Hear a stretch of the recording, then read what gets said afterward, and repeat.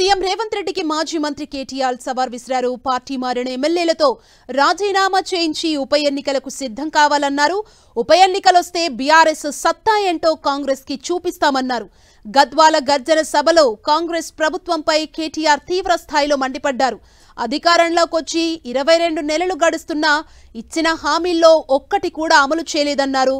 Party మారిన ఎమ్మెల్యేలపై KTR fire అయ్యారు.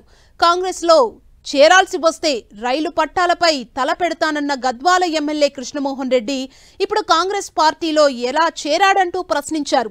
ఎవరి స్వలాభాల కోసం పార్టీ మారావో చెప్పాలన్నారు. రానున్న 6 నెలల్లో పార్టీ మారిన 10 మంది ఎమ్మెల్యేలు రాజీనామా చెయ్యక తప్పదన్నారు. ఆనాడు మీ ఎమ్మెల్యే కృష్ణమోహన్ రెడ్డి ఏం చెప్పినాడు?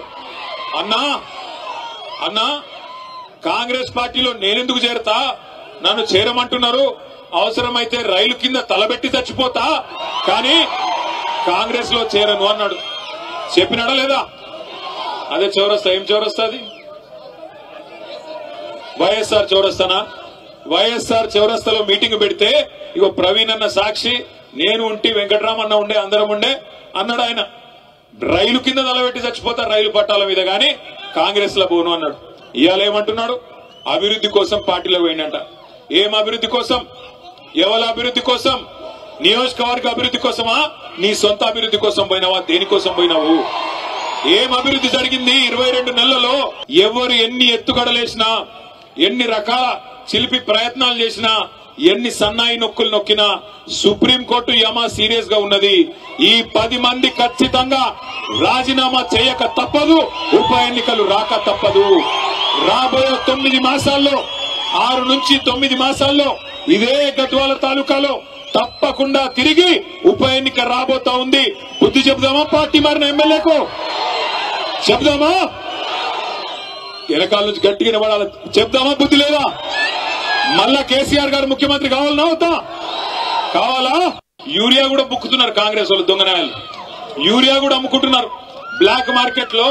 అడ్డంగా దొబ్బుకొని పోయి రైతులకు ఇయ్యకుండా రైతులనేమో 4-5 రోజులు అక్కడ వానలో ఎండబెట్టి, వానలో తడిచేటట్టు చేసి అది కూడా బ్లాక్ మార్కెట్ లో అమ్ముకుంటున్న దుర్మార్గులు. రైతుల యూరియా అమ్ముకుంటున్నారు, పిల్లల గ్రూప్ 1 ఉద్యోగాలు కూడా అమ్ముకున్నారు. గ్రూప్ 1 లో కుంభకోణం జరిగిందని, గ్రూప్ 1 పరీక్షల్లో 563 ఉద్యోగాలుంటే వాటిని కూడా అమ్ముకున్నారని చెప్పి మొన్న ఆర్ఎస్ ప్రవీణ్ కుమార్ గారు పోతే పిల్లల దగ్గరికి వాళ్ళు చెప్తా ఉన్నారు. ఒక్కొక్క ఉద్యోగం, డిప్యూటీ కలెక్టర్ ఉద్యోగం 3 కోట్ల రూపాయలకు అమ్ముకొని మొత్తం 563 ఉద్యోగాలంటే దగ్గర 1700 కోట్ల రూపాయలు ఇలా దండుకున్నారు కాంగ్రెస్ నాయకులు. పిల్లల ఉద్యోగాలు అమ్ముకుంటారు, రైతుల యూరియా అమ్ముకుంటారు. రేవంత్ రెడ్డి గారు 2 ఏళ్లలో నీ పార్టీ, నీ ప్రభుత్వం ఏదో పొడిసింది అని నువ్వు అనుకుంటే, దమ్ముంటే నీ భాషలో చెప్తున్నా, నాకు భాష ఇట్లా మాట్లాడు ఇష్టం ఉండదు, కానీ రేవంత్ రెడ్డికి ఈ భాషలో చెప్తేనే అర్థమవుతుందని తెలుసు. రేవంత్ రెడ్డి నీకు దమ్ముంటే, నువ్వు మగాడి అయితే ఆ 10 మందిని రాజీనామా చెప్పి ఎన్నికల్లో చూసుకుందాం. ఎవరి సత్తా ఏందో, ఎవరి ప్రభుత్వ పనితీరేందో, 10 ఏళ్ల కేసీఆర్ పనితీరేందో, 2 ఏళ్ల కాంగ్రెస్ ప్రభుత్వ పనితీరేందో ప్రజలే నిర్ణయం చేస్తారు.